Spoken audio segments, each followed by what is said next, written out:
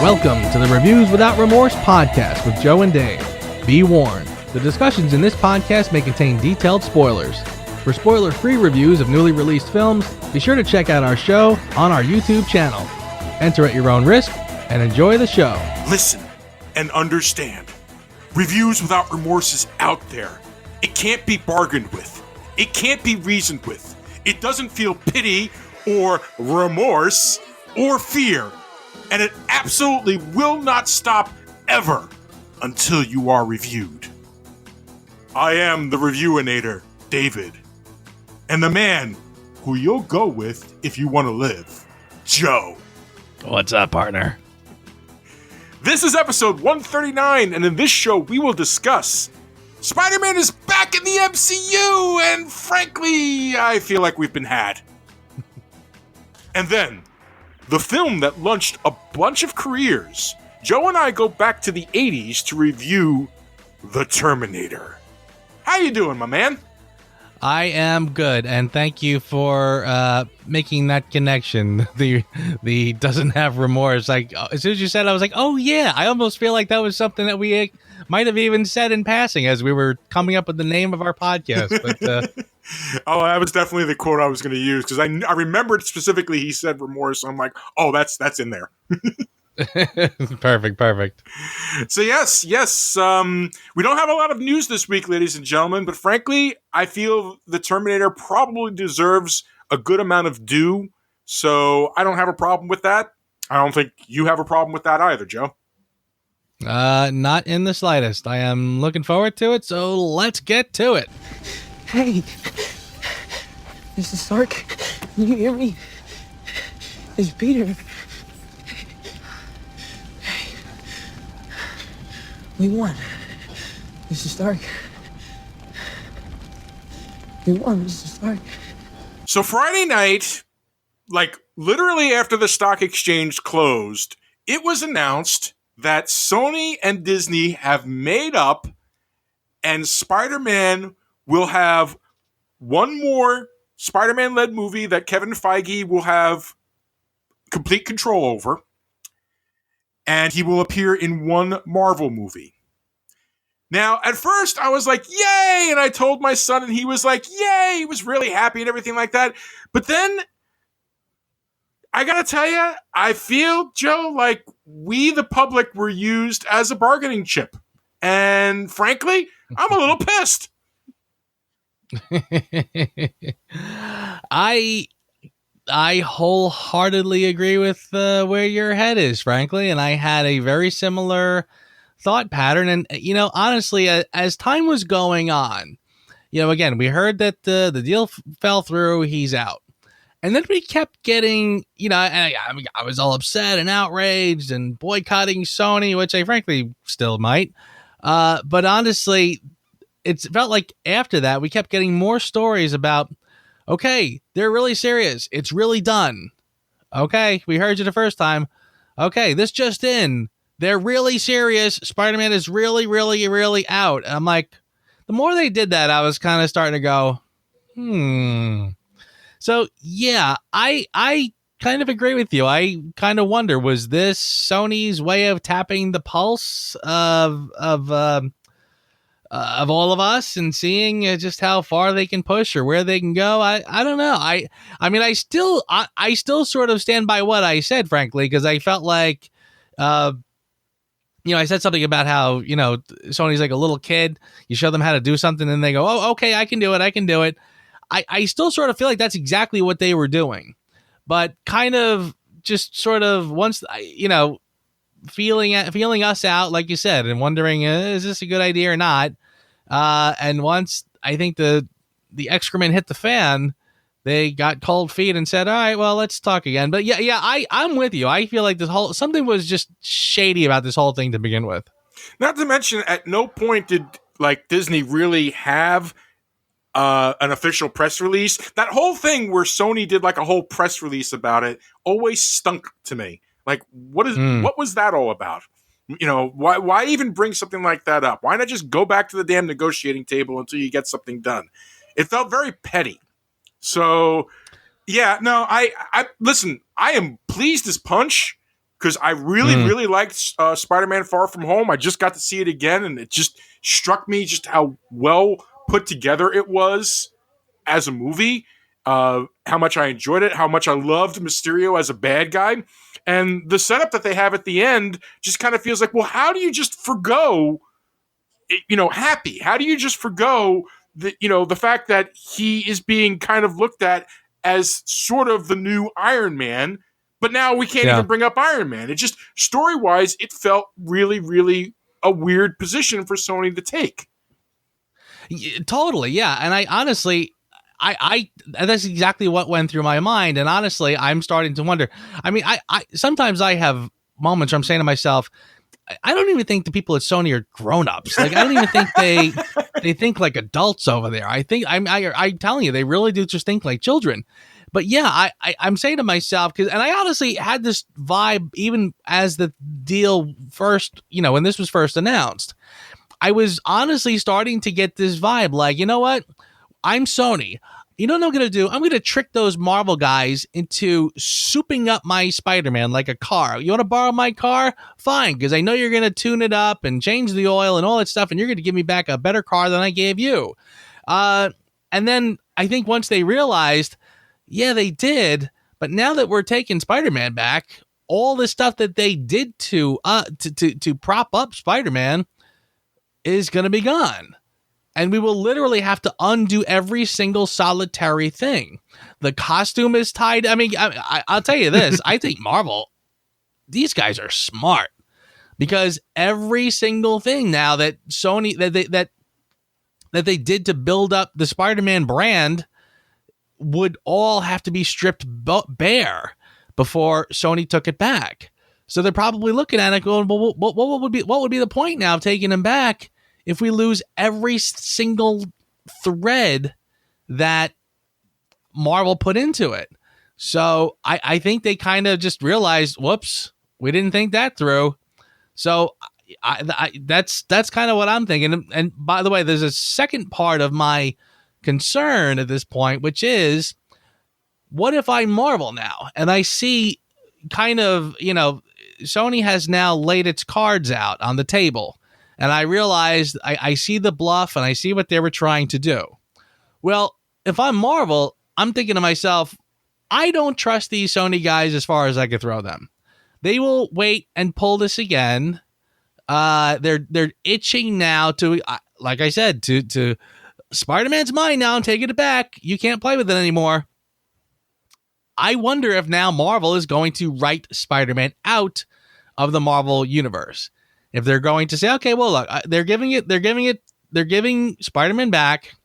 We can do some of the things that we had in mind. We can do more movies, and we can, do the tie-ins as however we had it planned. But we're going to have an exit strategy here, and we're going to have to plan for Sony to pull this again and figure out how we can not have a cliffhanger at the end of the next one. Leave it so that Spider-Man could vanish if that's what happens, et cetera, et cetera. So I'm happy. I'm very happy, but still a tiny bit mixed. It would be a great way to introduce Reed Richards if Reed Richards appears, and one of the things he realizes is the multiverse theory, and in his experiments he splits the multiverse, and boom, there's Spider-Man off on his own. Yeah, I hope they don't get carried away with the multiverse thing and start just having. Oh, Sony is getting carried away with the freaking multiverse. I'm sure thing. Sony will. I'm sure Sony will. I hope Marvel doesn't go too nutty with it, because honestly, I started to get nervous, even just Far From Home. And they kind of opened up that door, and I was like, okay. Yeah, but that was the good news is that was a red herring. So yes, it is. But again, I'm just tiny. Anyway, but this Phase 4 stuff, I'm still kind of like, I'm still lukewarm on all of it. So I really am hoping that a lot of what they're doing in the next phase is just sort of treading water and giving us some, good movies, not great, nothing, no grand slams like Infinity War or anything. I'm really hoping that when they finish this phase, that the next round is going to be like kabam, all the heavy hitters and home runs that we've been sort of hoping for. Here's hoping. Although rumor has it that, and I normally don't like mentioning rumors, but I figure since we're on the subject, rumor has it that Feige's being tapped to give his ideas on something Star Wars related. Yeah. By the way, as we were trolling for news, why did we not remember that? Well, because there's been no official announcement. It's just a rumor. Yeah. We'd like to focus mostly on what is. It's why every time I say, and this is confirmed because it's been reported here and here and here. You know? Yeah. Yeah, but I when I heard that, I sort of just said to myself, boy, it seems like all of Hollywood has just lost their way, and Kevin Feige is the only guy left who knows how to do anything. Oh, yeah. I'm really starting to get that vibe, and it's like, and they all sort of know it, and it's like J.J. Abrams, these other guys, as good as they might be, they're not cutting it. They just all come running to Kevin Feige. I wouldn't doubt if this is true. I really wouldn't, and I'd be curious to know what happens, because I the reason why I sort of feel like no matter what Kevin Feige does, I will always have faith. I don't think he even knows how to do a property or do a film or anything, a project that he doesn't have respect for. Mm-hmm. And I feel like, again, I mean, he's a guy who was a comics fan for long before he was producing film. So that's why the Marvel Cinematic Universe is as magnificent as it is. I kind of feel like if he did Star Wars, he'd probably give it the same respect, and he'd probably really understand it. And, the sad part is you can't undo these, 7, 8, 9 at this point. It is what it is. But, I'll just say I'm very curious to see what he would do with it. I am too, but if there's going to be any confirmation, it will not happen until after Rise of Skywalker comes out. Because right now, they're not going to derail that, we believe in this creative team train until after. No, and we're, 2-3 months away at this point? Yeah, there's nothing they can do. Yeah, that ship has sailed. That's why I say you can't, the shame of it is you can't undo these, but, we'll see. It'd be nice to get a Star Wars that we actually like again. We're going to. It's called The Mandalorian. I'm kind of with you there. I got high hopes for that. In the 21st century, a weapon will be invented like no other.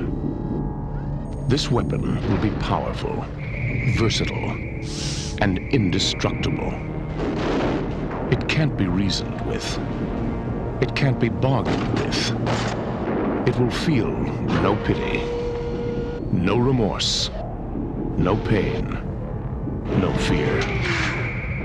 It will have only one purpose: to return to the present and prevent the future. This weapon will be called the Terminator. You're dead, honey. A seemingly indestructible robot is sent from 2029 to 1984 to assassinate a young waitress whose unborn son will lead humanity in a war against sentient machines, while a human soldier from the same war is sent to protect her at all costs. Written by James Cameron and Gail Ann Hurd, based on the short story Soldiers of Tomorrow by Harlan Ellison, directed by James Cameron, The Terminator. Does it freak you out that this movie takes place 10 years from now? I did notice that too this time around. It's getting close. Yes, I did. There's a couple of things that went through my mind watching this, by the way. One of them is, when I have been reviewing the James Bond films, I have been noticing that there are times that as you sort of watch the series progress, sometimes you'll see sort of a forward jump in time. Mm-hmm. You'll sort of feel it in the style of the filmmaking, etc. I was kind of shocked just how, and this is not a negative in any way, how old this movie felt. I felt like I almost forgot because I sort of felt like it seemed to exist in the same world as Terminator 2. And it does in a way, and I don't mean this as a shot, but this movie felt really old. And when I say I'm talking about, like, I almost feel like the style of this film is exactly what stuff like Stranger Things is trying to sort of incorporate or ape. You know what I mean? They're trying to, this vibe that's happening right here. And I have to tell you, I was loving that. And I kind of just sort of forgot, like, how that period, it feels like that place in time when they were doing these kind of, a sort of 80s movie. I mean, I feel like if you try to sum up the 80s movies in one thought, it's really hard to do that, but this was certainly one.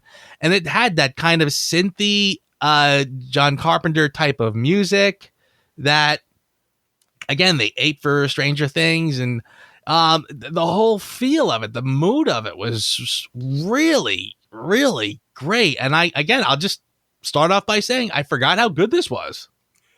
This movie still manages to surprise me all these years later. I haven't watched this movie in a while.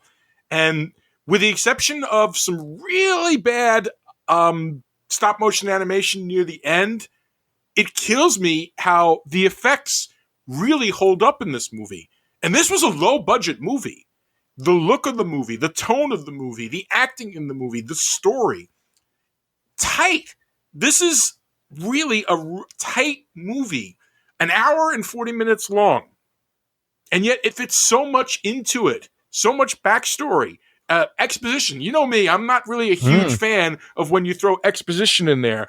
But I've also said that you can use exposition in a positive manner. If you could just figure out a way to do it. And the whole scene with Reese, with the psychiatrist and everything like that, is the perfect way to fill in the blanks of the story as you're going along. And this movie, it is one of my favorite movies of all time. It is truly a high watermark in 80s sci-fi action movies. And I kind of feel like every Terminator movie after Terminator 2 is an insult to this movie. Well, I'll tell you what, this is going to surprise you, and I'm not going to fast forward. I'll just sort of drop a little spoiler alert. I kind of feel like rewatching this one made me kind of rethink Terminator 2 just a tiny bit. But we'll get to that when we get to it. I'm not going to jump ahead, but I honestly, I really felt like, this one just really just impressed me so much. Again, I forgot how great this was. And honestly, one of the thoughts that popped in my head was, why can't people just do new, interesting stuff? Why can't people come up with something new? Because when you do, you get stuff like the Terminator, and again, the endless sequels and reboots and all sorts of crap that followed, not counting the second one.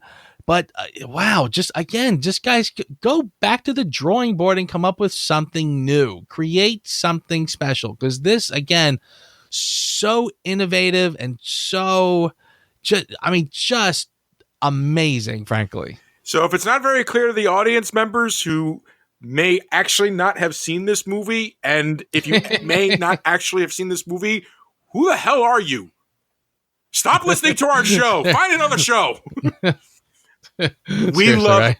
Is there anybody who doesn't know a whole? It's a household.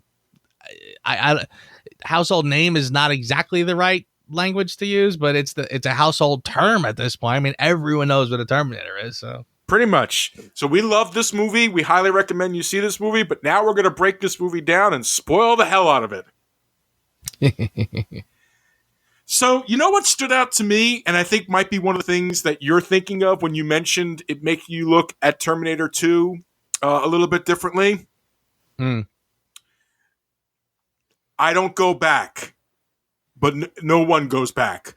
But no one comes back either. It's just him and me. Yeah. That Yeah. line stuck out to me so much in this movie.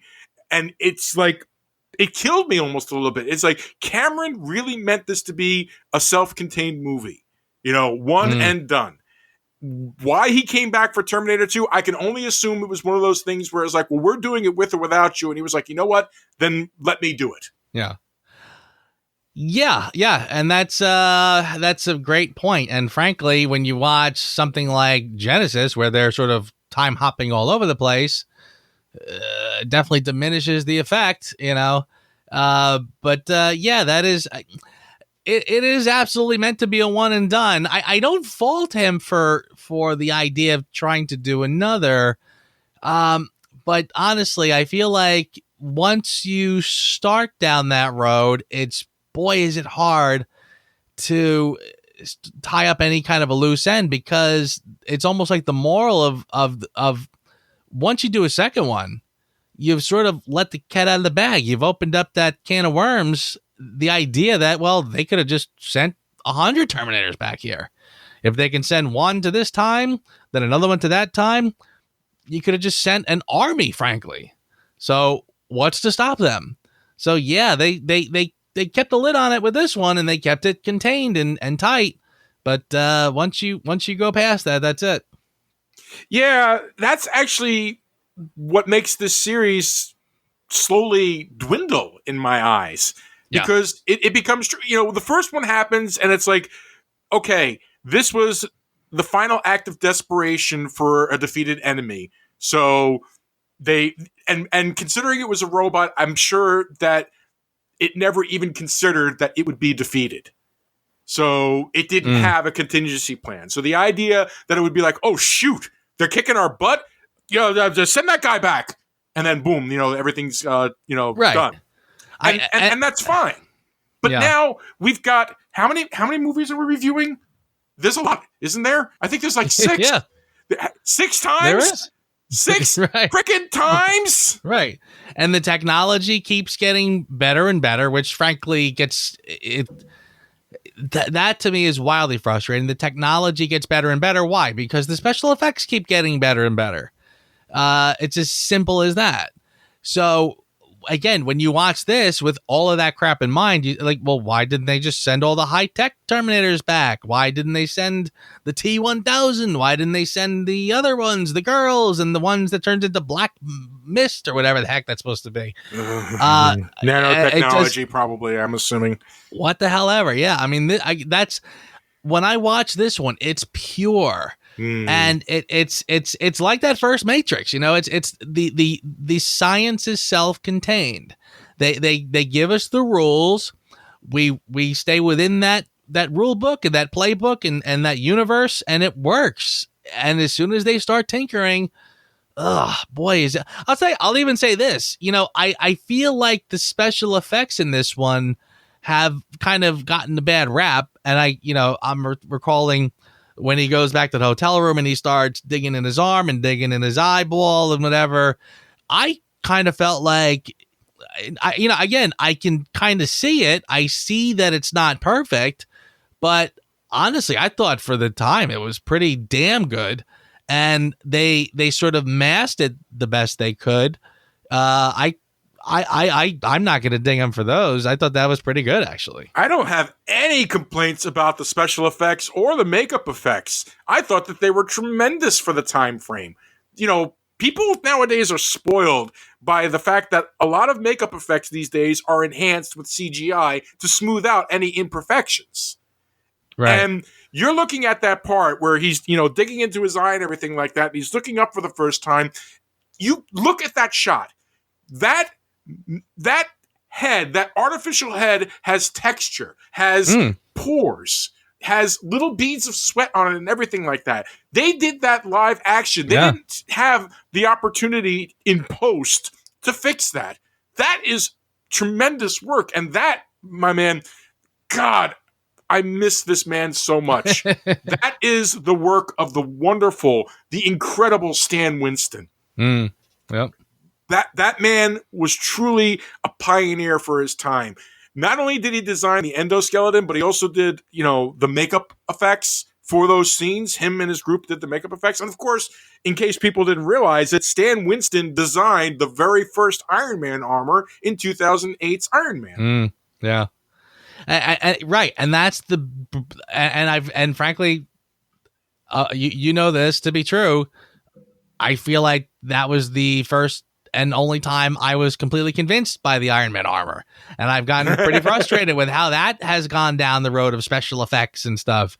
Yes, indeed. Because again, the way he creates, he makes it look functional. He doesn't just make it look cool. He makes it look functional so that you believe it.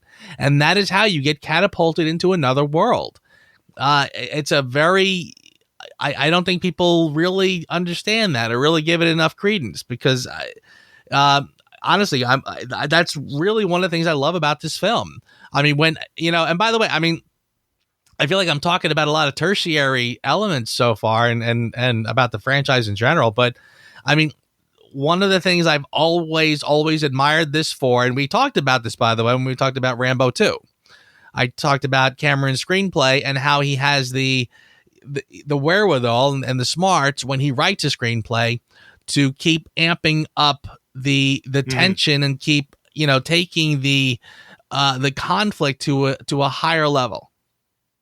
And I feel like when you get into the finale, when the Terminator shows up at the hotel and it's the motorcycle chase and the truck chase, I mean, I absolutely love the chase is incredible. The action is incredible, but I love how just when you think you've won the battle, something else happens. They blow him up in the truck, and it's a big fireball explosion, and they're, oh my God, it's over, wonderful, thank God. And then this skeleton, this big metal skeleton stands up, and you're just like, oh my God. And that's just then you get into the next phase of this, and then again she blows it up.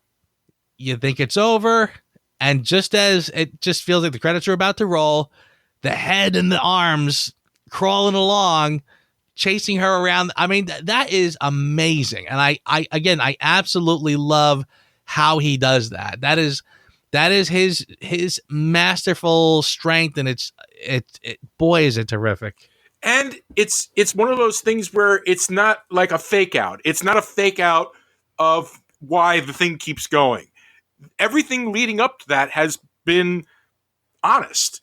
When it's just down to its torso and head and an arm, and it's crawling after her, it's like, oh, of course, it's a robot. They've established that. It's all led up to that honest ending. Her methodology to get rid of it feels like an honest way to finally defeat it. Yeah, it is such an excellently paced, and God, the freaking budget on this flick was barely anything. Right? Yeah. It is amazing what they went with such money. I think the budget for like $10 million, and $10 million in 80s is still a decent chunk of change. But like, for God's sake, Star Wars cost $10 million. Oh, I'm sorry. Here it is. I found it. $6.4 million to make this movie. Isn't that incredible? Outstandingly good. So inexpensive that the movie was originally released with a mono track. It didn't even have stereo.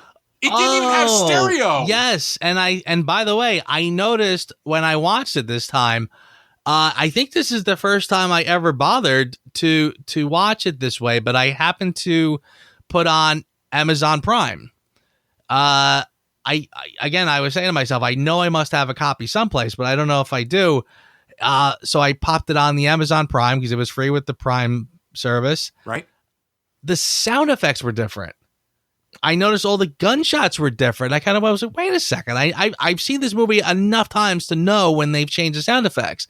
They must have remastered this and added new effects, new stereo sound effects. They did. They did recently remaster and do a. I don't like it as much. They also had to add a credit to Harlan Ellison. I don't like change. There's not much you can do about that. This movie was done on the cheap, on the quick, and was a surprise hit because it was just that good. Everybody was talking about it back in the day. All you young folks out there have no idea what a groundbreaking movie this was.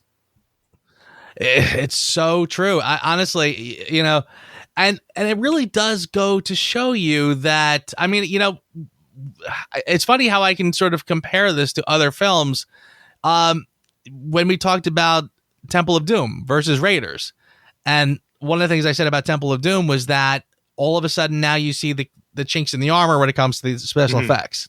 You're watching a lot of pretty piss poor effects in some places, but again, in Raiders, they knew what they could do. They knew where their limitations were, and they stayed within that world. I feel like even the jump from Superman 1 to Superman 2 makes that mistake, where they're getting a little too ambitious with the effects, and you can start to see some of the seams. But so here in this film, they know exactly what they can accomplish, what they can get away with as far as effects goes. And boom, they budgeted so correctly, because again, they're shooting in low budget spaces. They're not building elaborate sets. I mean, everything feels like they found places, not built them. And that's, again, creativity through adversity. It's these limitations that makes the film feel so real. It is exactly why you can sort of get lost in this world and believe that this is actually happening, because you're dealing with a real world. So honestly, the budget constraints is a huge, it complements this film. This is because James Cameron, as you may know, he started his career in film by doing special effects for, Roger Corman flicks. That's where he cut his teeth. Roger Corman, doing special effects for Roger Corman, was how his career got started. His first movie was a Roger Corman movie, which was Piranha 2. And that was some wild special effects for a movie with less than $1 million as a budget. So the man knows how to work with a budget. It's kind of funny how the Harvey Dent saying of is you either die a hero or you live long enough to see yourself become the villain. Like, look at his budgets now. I mean, here's a guy who could do such creative things with a low budget, and then you give him this unlimited budget, and for God's sakes, he hasn't done a movie in 10 years. Yeah. It's just like I'm reminded of when Red Letter Media first ripped on Lucas on the prequels. And they were saying, like, he was, they compare him to the story of Citizen Kane, saying he was the young rebel fighting against the system, and then he became the system. Mm-hmm. I mean, that's truer words were never spoken. So yeah, I feel you. But what we have here is an extremely simple story. Soldier goes back in time, protects the lady, winds up being the father of the entire future rebellion.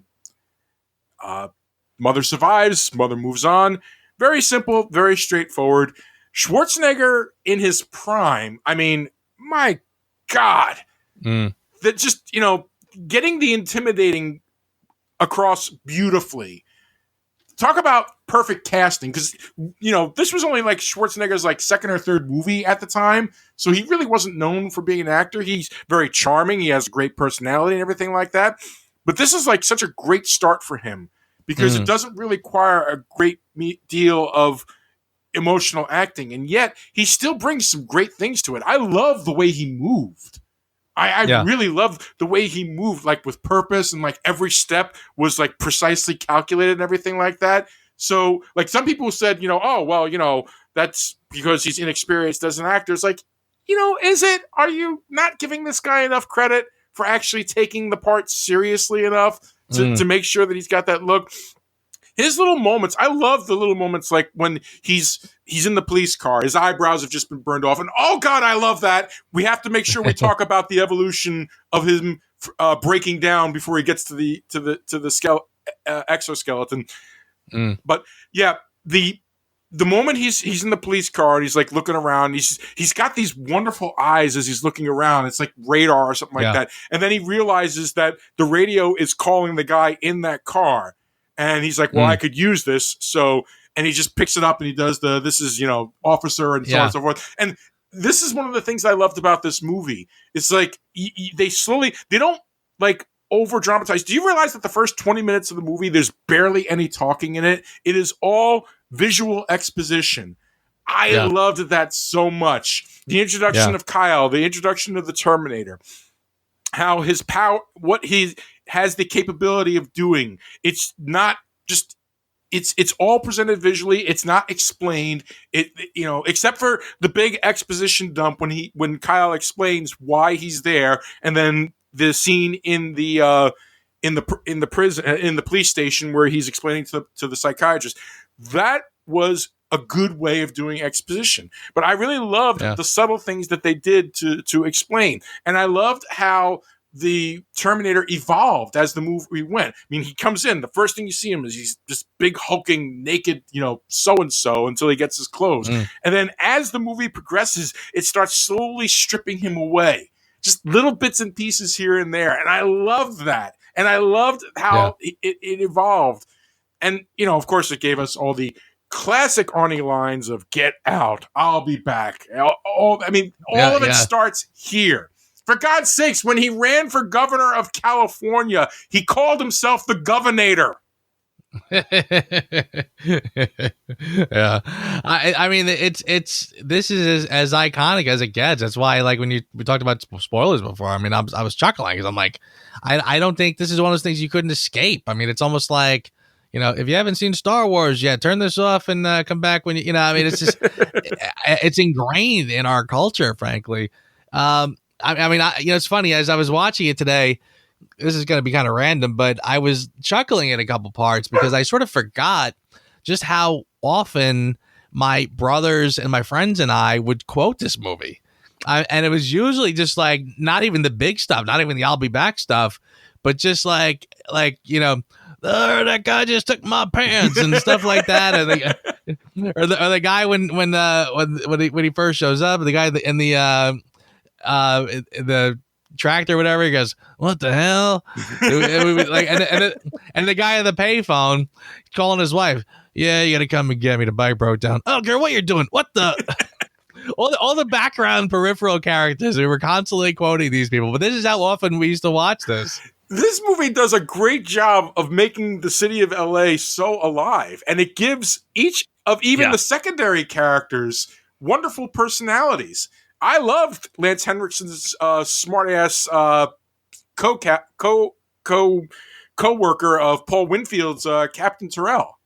I loved that. I loved their interaction. I love how real that they felt. So much so that when they wound up getting killed, I was kind of like, "Aw." Yeah, it was so great too how you were starting to see, the great thing about a Cameron movie back in the day was that he also had his regulars, and you had Bill Paxton, a very quick shot. Frankly, if you blink, you miss him, but he's there, and you got Lance Henriksen. I mean, how great, he's great in this. I mean, I the part where they're watching the videotape of Reese, and you hear the psychiatrist, "Don't you have like ray guns?" And all he says, all he has to say is "ray guns." That's all he needed to say, and I'm already like chuckling. This is truly an experience that even today still holds up, as far as I'm concerned. I enjoyed the ever-living hell out of this movie. I was like, when I was done, I was like, "Oh, I really want my kid to watch this." And this really, it was an R-rated movie back in '84, but it's kind of more PG-13 nowadays. I don't think it's anywhere near as bloody, so I'm going to be pushing for that. I think compared to what you would get today in a rated R movie, I mean, we just talked about Last Blood. I mean, seriously, this is like, that's a snuff film compared to this. I mean, this pretty is much kind of nothing. Yeah, I mean, I think you get the tiny little bit of boobage. Even that, you blink and you miss it. Seriously, PG. I've seen more boobs in PG movies back then. It's funny. I was thinking, because I was thinking about that. I was like, well, how bad is the boobs in that scene? Because I'm trying to think of how much can I show my kid and everything like that. And there they are, the boobs happen. And I think to myself, I think 16 Candles focused on that woman's boobs for much longer than we saw Linda Hamilton's. Yes, in a PG movie, exactly. Yeah, so and seriously, take it from a kid who watched this at nauseum at the age of 14. Believe me, I looked for those boobs in this movie as much as I could. And it was so slight. good for the kids, The ladies and moral of the gentlemen. The moral of the story is, you could probably show your son. I don't, your call, but if it was up to me, probably. He needs to see this movie. This movie is too influential. It is a zeitgeist movie. And I know that seems like, what are you talking about? It's a freaking science fiction movie. You know what? Screw you people and your fingers so far up your own butts and everything like that. Movies like this can be hugely influential. Maybe you don't like the influence that it had on movies, but you can't deny that it did. Mm. Yeah, and it really is just too good, and it is just so quintessential to that time frame. I mean, it really is. Like I said, I mean, I totally forgot the. I could think of the theme in my head, very quickly. But I think I really forgot a lot of the score of the film. Like I said, I kind of forgot just how 80s and John Carpenter-ish that was. And I just loved it. The music in tech noir is like pinnacle 80s. Yeah. So tell me, by the way, you have to tell again what you told me today. I love the name of that bar because this movie is tech noir. It's got a very noir style to it, and yet technologically advanced. So tech noir to me was kind of like the movie showing its penis to us, being like, this is what we are. I think I put it a little more eloquently in the text, though. But yes, the point is totally valid. I think I recall back then kind of going, oh yeah, tech noir, that's kind of perfect because that's the kind of movie this is. But when you reminded me today, I was like, oh yeah, totally, absolutely. I mean, that is, again, the people writing this are not stupid. People writing it, directing it, editing it, I couldn't point to an ounce of waste in this movie. Not 1 ounce. I mean, I'm telling you right here and right now, and I know that was a limitation of the time frame. The stop motion of Terminator near the end does not hold up. Like Harryhausen did better stop motion, and Harryhausen stuff was always very jerky and everything like that.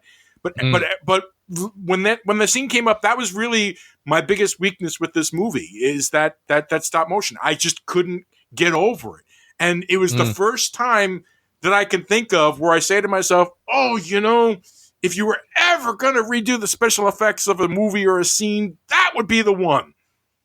Because until and I'm not saying do it. I am not at all saying do it. I'm just saying if there was one where I would say update the effects on it, that would be the one. Because the visual effects throughout this entire movie work. I don't think there's anything wrong anywhere with them. Yeah, I would agree with that. And I think I cut the stop motion a little more slack, primarily because, see, again, they're being smart. I think it worked because it's a robot, and growing up and you can see stop motion from a mile away. They're usually doing it with like a big lizard monster, or the Medusa from Clash of the Titans. So you could sort of kind of sense that bit of stop motion. But I kind of felt like because it was a robot here, it looked a little bit better, or at least, like I said, I didn't dwell on this much. Well, where it does get a little kind of noticeable was when they would go back and forth. Because you would have like a stop motion shot here, then they would cut to a close up where they're doing it with, like a puppet is not the right word, but you know what I'm talking about. And I kind of remember, like, even in the opening of Terminator 2, they were kind of smart and they sort of tried to do as much as they could practically with those robots, skeletons, without having to resort to the stop motion. So yeah, I get what you're talking about, but again, even there, and again, I think this is one of those cases where I'm so hesitant to criticize anything about this movie that I could be just biased. So, Listen, just Yeah. because we're pointing out the shortcomings does not mean that this movie isn't Of freaking course. outstanding. And Of whatever course. score we have is still going to be because there's context. There's context to why, like, James Cameron of today would not have suffered that level of special effects, but he had no choice at the time. There was nothing else he could do. He had a very limited budget, and that was what he could do.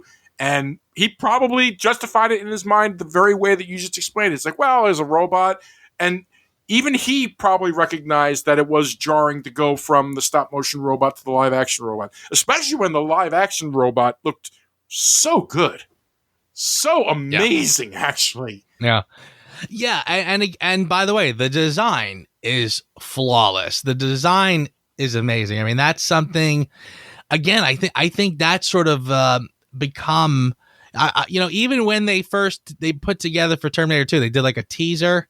Remember the teaser Yeah. that they did for it, and it was like the assembly line where they were building the Terminators or whatever.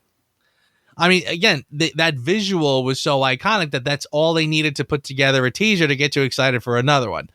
The way they designed that, again, it's a skeleton, but it's the metal, that steel metal skeleton, so you could be creative. You know what I mean? It doesn't have to look like just a skeleton. You could get more dramatic because you're designing this. This is a robot. So again, even that was thought through, and so again, every little detail is so.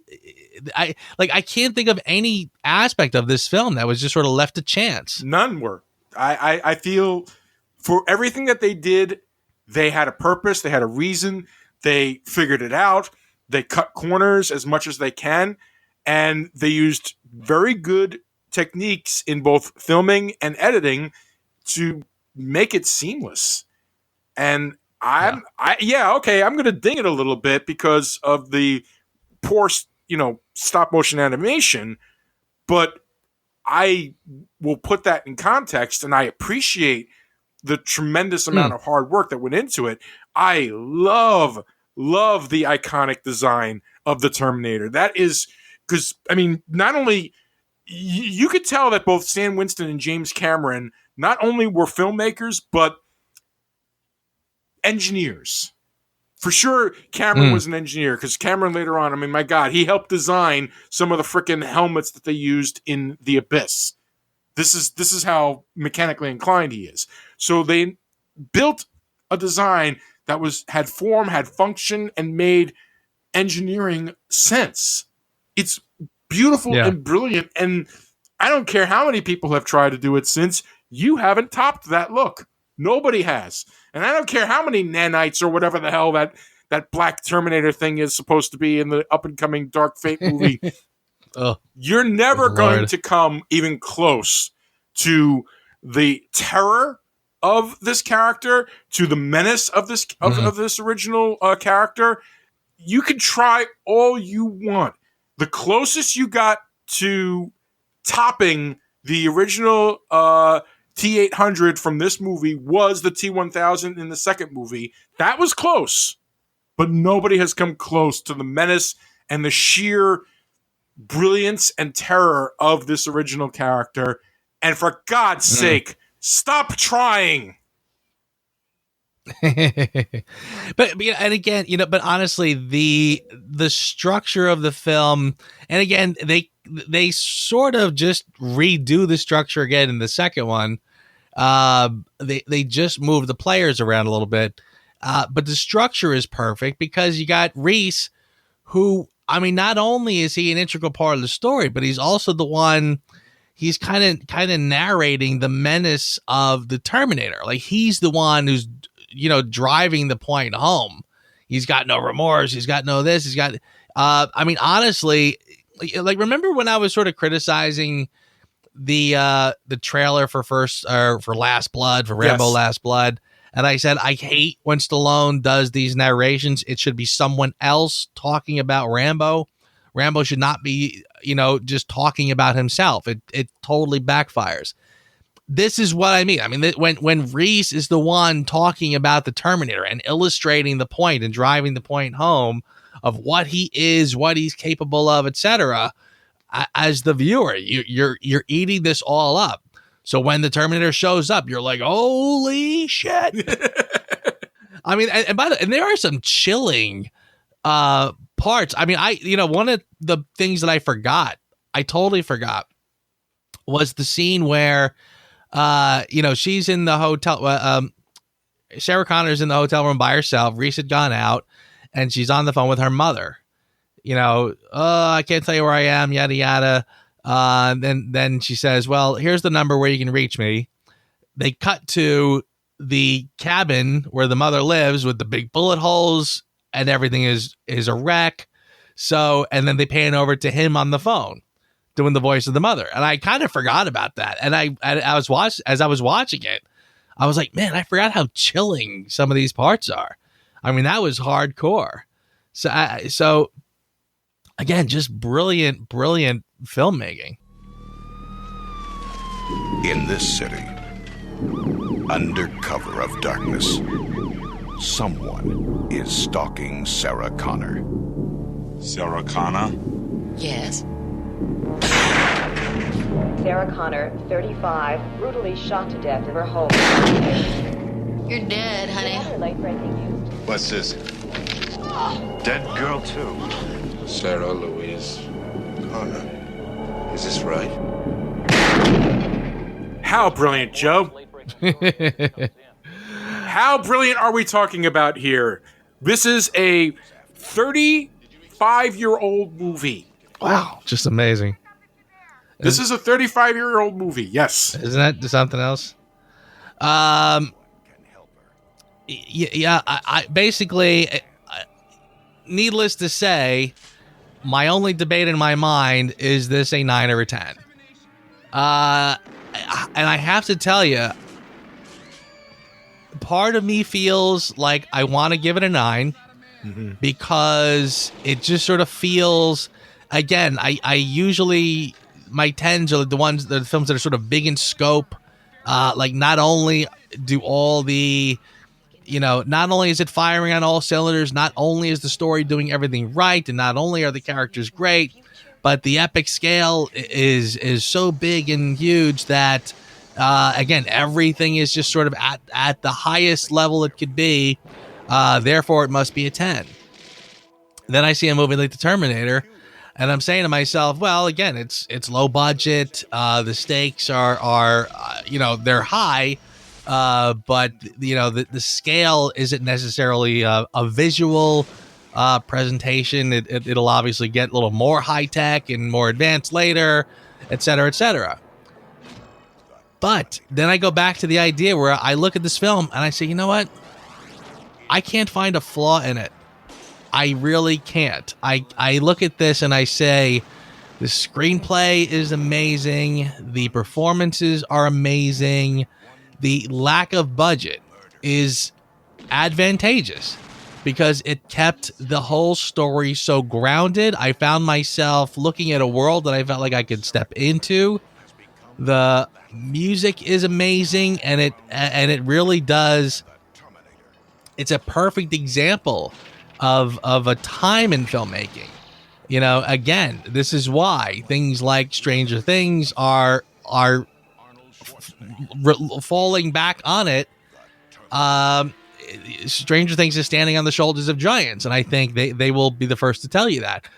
Here is the giant. Here is the masterful piece of work that they are homaging. So with that in mind, I'm giving a sucker a 10. That was the world's longest preamble to a 10 that I think you've ever done. And you know what? It's deserved. This movie is the epicenter of so much that is in cinemas now. There is nothing out there that has not been influenced by this movie. You are right. It is perfectly edited, perfectly cast, perfectly written, perfectly presented. There isn't a flaw in this movie at all. Characters, plot. These are the two tenets of which I review a movie. I want my characters to feel real. I want my plot to make sense, and I want there to not be loopholes in the plot that cause the movie to fall in on itself. None of that none of that happens here. It does not fall in on itself. Everything is pitch perfect. I loved every character, good and bad. Everything fit. I also gave it a 10. I gave it a 10 unashamedly. I wrote specifically, I've never vacillated from the moment we started talking about this movie. The only thing I said to myself is before we started was, Joe, you are the only thing that will knock this thing down from a 10. So let's see what you've got. And dude, you didn't have anything for me to change my mind because we both agree. This is not only the perfect movie to show of that time frame, but everything about this movie still works. It has aged beautifully, save for the clunky stop motion effects. There are effects that are in this movie that make modern movies look bad. I couldn't agree more. I mean, and honestly, the experience I had rewatching it, it was, when you go back, especially when you go back and you dig up something off the shelf that's, like you said, 35 years old.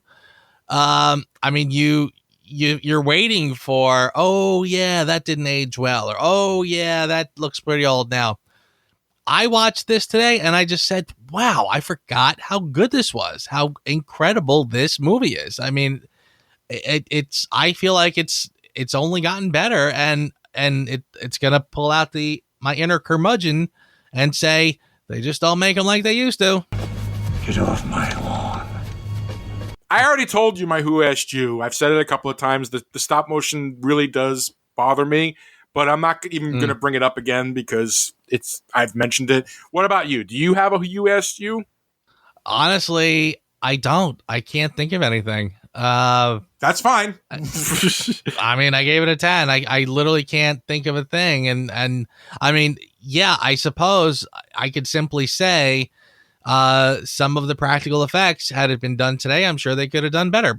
But so what? It doesn't, at no point did it bother me. Again, I'm watching a robot. With fake skin on the outside. So I really didn't have a problem with any of the effects in this. So there you go. What about for your consideration, my kind sir? I honestly, I just sort of feel, I said it before. In fact, not only have I said it today here, but I've said it in multiple other podcasts talking about other films. It is the way Cameron writes the story and the way he elevates the level of tension and that sort of breakneck pace where, again, just as you think the credits are about to roll, something else happens. And I absolutely love the way he does that. I mean, that's absolutely incredible.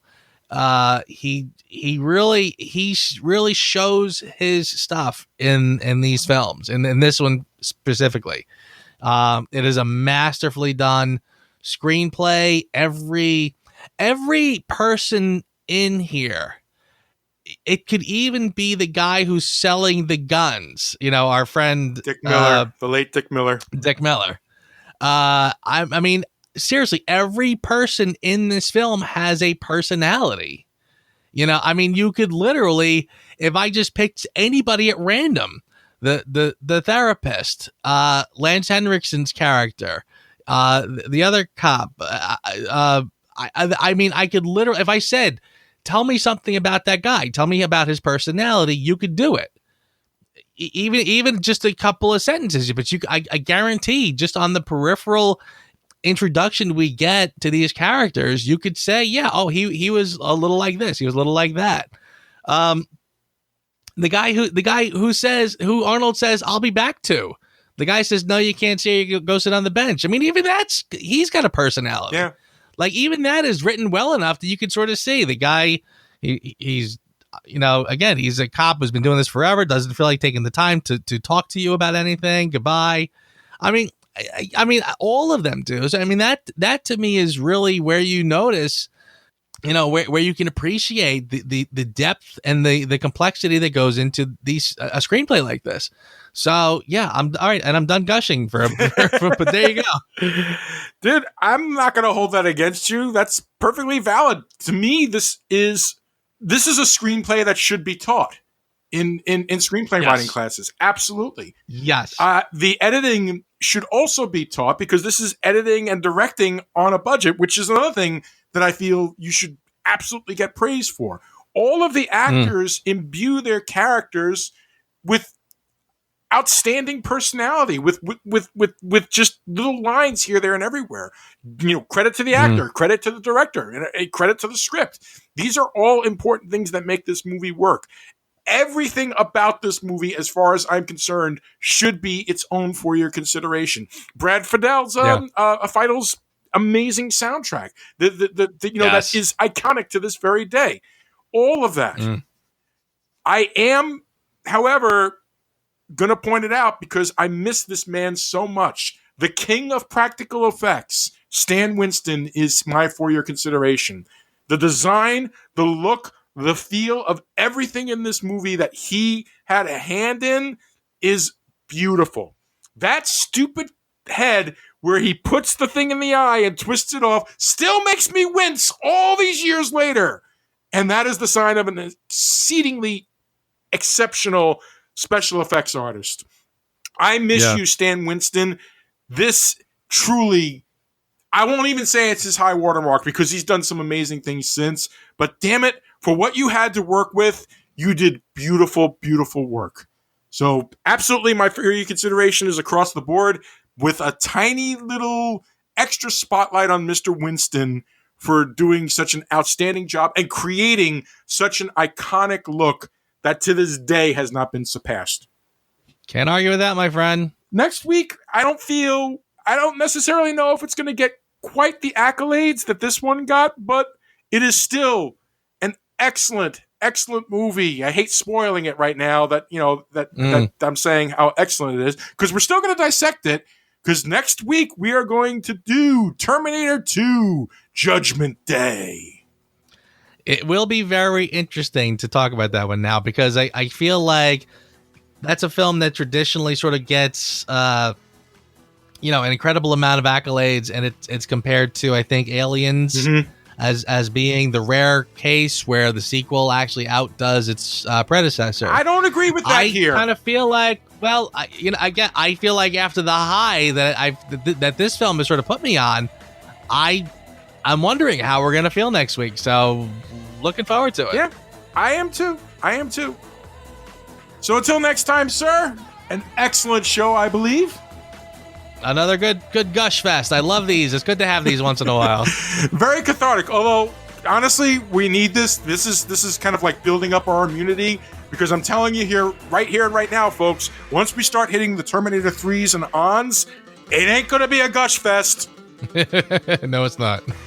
No, it's not. So until next time, sir, have a great night. You too, my friend, and I'll see you next week. Thanks for listening to the Reviews Without Remorse podcast with Joe and Dave. Join us here every Thursday for a new episode.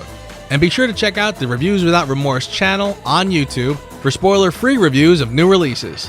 If you enjoyed this podcast, please consider becoming a patron. You can find our page on patreon.com. As little as $1 a month goes a long way. All clips in this podcast are used for commentary and critique, and is considered fair use. No copyright infringement is intended.